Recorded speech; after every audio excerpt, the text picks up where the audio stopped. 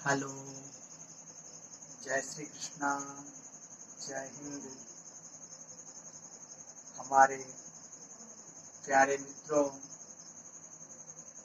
आज मैं आप लोगों के समक्ष उपस्थित हूँ एक जन्म कुंडली लेकर। अगर आपने अभी तक हमारा जो 5 वीडियो अपलोड हुआ है उसको देख लिया है, समझ लिया है, तो और आज का वीडियो को जो आपने समझ लिया तो 100% आप कुंडली को देखना समझ जाएंगे। चलिए मैं अपने कार्यक्रम का शुरुआत करता हूँ।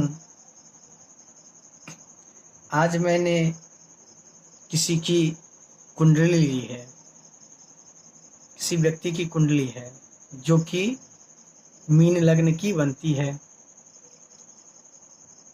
पहले तो मैं मीन लग्न की कुंडली, ये लग्न कुंडली है, ये लग्न कुंडली है। यहाँ 12 लिखा हुआ है, 12 का मतलब होता है मीन। तो मीन लग्न की कुंडली में यहाँ 12, यहाँ 1, यहाँ 2, 3, 4, 5, 6, 7, 8, 9, 10, 11। अब ये मीन लग्न की कुंडली है जिसके स्वामी होते हैं गुरु, वो जाके 7वें भाव में बैठे हैं, यानी कि बुध की राशि में बैठे हैं।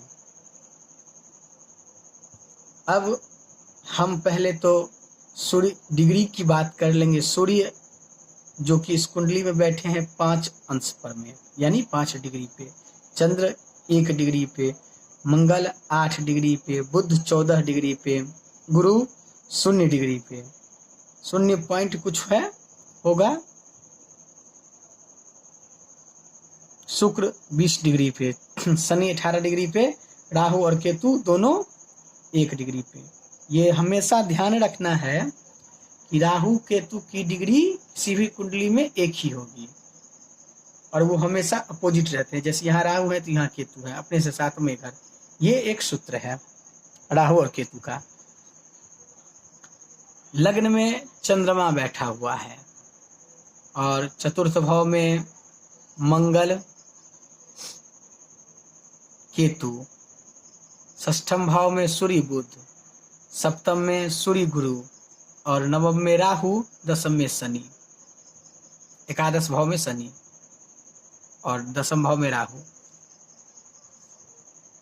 पहले तो हम योग कारक और मारक की बात कर लेते हैं, जो इस कुंडली के लिए कौन सा ग्रह योग कारक है और कौन सा ग्रह मारक है। अगर हमने इसको सही से समझ लिया तो समझो हमने कुंडली को समझ लिया। मुख्य ग्रह का हमको चुनाव करना है, जो इस जातक के लिए कौन सा ग्रह अच्छा रिजल्ट देने वाला है और कौन सा ग्रह बुरा रिजल्ट देने वाला है। चंद्रमा जो कि 4 नंबर, ये पंचम, ये त्रिकोण के स्वामी है। चंद्रमा त्रिकोण के स्वामी। तो और त्रिकोण में जो भी ग्रह बैठा हो, ये और ये तीनों त्रिकोण है।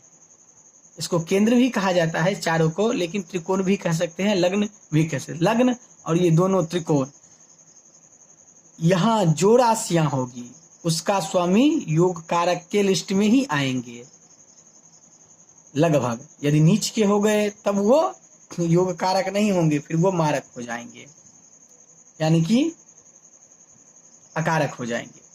मारक में अकारक। अब चंद्रमा को हम योग कारक की लिस्ट में रख लेते हैं। चंद्र योग कारक में मैंने इसलिए लिखा हुआ है। अब लग्न के स्वामी कौन है? गुरु। गुरु बैठे हैं बुध के घर में 7वें भाव में। लग्नेश जहां भी बैठेगा वो योग कारक ही होगा। तो गुरु को हमने योग कारक की लिस्ट में शामिल कर दिया है। इसके बाद बारी आती है मंगल की। मंगल एक द्वितीय भाव, एक अच्छा भाव का मालिक नहीं है और एक भाग्य का मालिक है। तो भाग्य का यानी त्रिकोण का मालिक है, इसलिए इसको भी हमने योग कारक की लिस्ट में रखा है। अब बात करते हैं शुक्र की। ये अत्यधिक मेहनत वाला घर है। एक डिपार्टमेंट शुक्रदेव को ये मिल गया और दूसरा डिपार्टमेंट मृत्यु का। यहाँ से मृत्यु की बात करते हैं, आयु की विचार करते हैं। ये भाव अच्छा नहीं है और ये भी भाव अच्छा नहीं, तो इसको अति मारक ग्रह में हमने शामिल कर लिया है।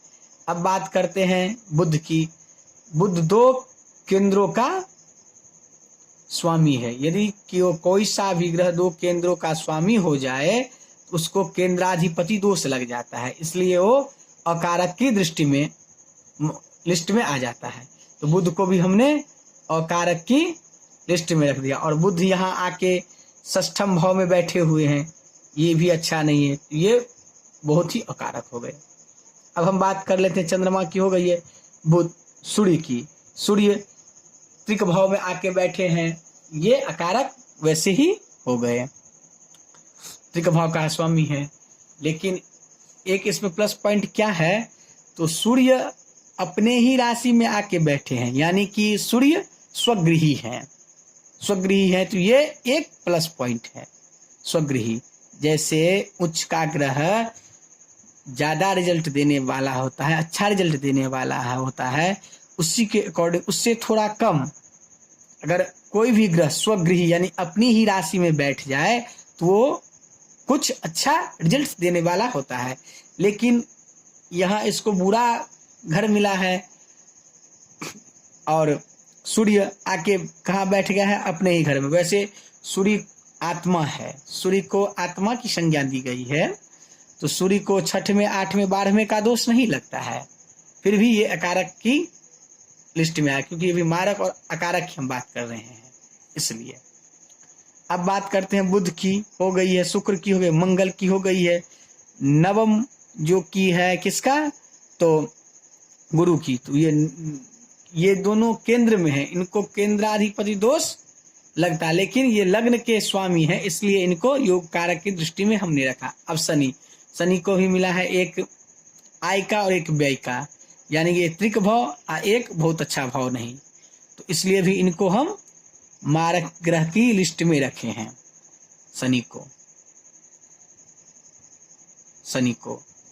अब बारी आती है राहु की। राहु को हमने बताया था वृक्ष और मिथुन में उच्च के होते हैं और वृश्चिक और धनु में नीच के होते हैं। राहु ऐसे ही नीच के हो गए तो ये मारक हो गए, केतु भी नीच के हो गए तो ये मारक हो गए। अब इस जातक की महादशा बुध में चंद्र की, बुध की महादशा चल रही है, महादशा और चंद्र की उसमें अंतरदशा चल रही है, अंतरदशा चल रही है, जो कि ये बुध की महादशा 27/5/2021 से प्रारंभ होकर के ये लगभग चलेगी 27/6/2022 तक। अब इसका हमको फलादेश निकालना है, तो किसकी महादशा चल रही है जातक की, तो बुध की। बुध इस कुंडली में क्या है, अकारक हैं। कहाँ आके बैठे हैं, तो शत्रु के सूर्य के घर में। सूर्य बुध का जो है वो क्या है, मित्र है या शत्रु है, इसका हम पहले विवेचना कर लेंगे, उसको पहले हम देख लेंगे, क्योंकि फलादेश निकालने के लिए जो है ये बात बहुत ही जरूरी है।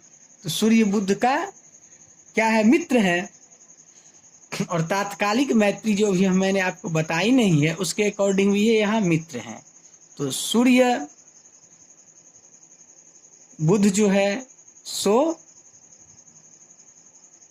अकारक है ही, लेकिन उसमें थोड़ा सा क्या करेंगे, एक किसके स्वामी है पहले इसको समझिए। इस भाव के स्वामी है ये कौन सा भाव है? माता सुख, अपनी सुख, अपने कमाया हुआ धन। तो इसकी महादशा, बुध की महादशा होती है 17 वर्ष की, तो 8.5 वर्ष ये इसका फल देंगे और 8.5 वर्ष ये इसका फल देंगे। ऐसे ही समझ लेते हैं। तो इस महादशा में जातक को घर छोटा सा ही दिलाएंगे, बहुत बड़ा नहीं दिला सकते हैं, बंगला नहीं, लेकिन छोटा सा घर का ही जरूर निर्माण करेगा। क्योंकि ये मित्र इस लग्न में ये मित्र, क्योंकि गुरु का भी ये जो है 2 केंद्रों का स्वामी है, आके बुरे हाउस में बैठ गया है, इसलिए ये अकारक हो गया और केंद्राधिपति दोष भी लग गया। तो अपना ये तो काम करेंगे, इसके अकॉर्डिंग इसको 8.5 वर्ष फल देंगे। थोड़ा छोटा गाड़ी ही देंगे, बड़ा गाड़ी नहीं देंगे, और जो है छोटा घर इत्यादि वाहन सुख माता को लेकिन कष्ट देंगे, माता को ये कष्ट देंगे, जातक को कष्ट होगा माता को। और 8.5 वर्ष इसका फल, तो इसमें इसको शत्रु बढ़ जाएंगे, ऋण हो जाएगी, और ये जातक बीमार भी होगा। इसका ये फलादशा। अब चंद्र की अंतर्दशा चल रही है। अब चंद्र की अंतर्दशा में हम देखेंगे कि योग कारक है चंद्र, बुध में चंद्र, तो चंद्र इसके लिए अच्छा फल देना चाहिए, लेकिन ये चंद्र क्या है, डिग्री वाइज कमजोर है। अब मैंने आपको बताया था 0 से 6 डिग्री के बीच ये 25% फल देती है। तो ये 25% क्योंकि एक अंश पे है, तो इसको ये ना के बराबर इस महादशा में फल देगी। अब इसको क्या, इसके अकॉर्डिंग इसको फल प्राप्त करने के लिए इसको मोती धारण करनी चाहिए, मोती धारण करनी चाहिए। इस अकॉर्डिंग में इसका फल लेने के लिए मोती धारण करनी चाहिए इस जातक को। इसके बाद जैसे कि अब हम बात कर लेते हैं लग्नेश की। लग्नेश पूरा मृत अवस्था में है, मृत, इसको मृत अवस्था बोलते हैं, यानी कि इसका प्रभाव शून्य इसका प्रभाव है।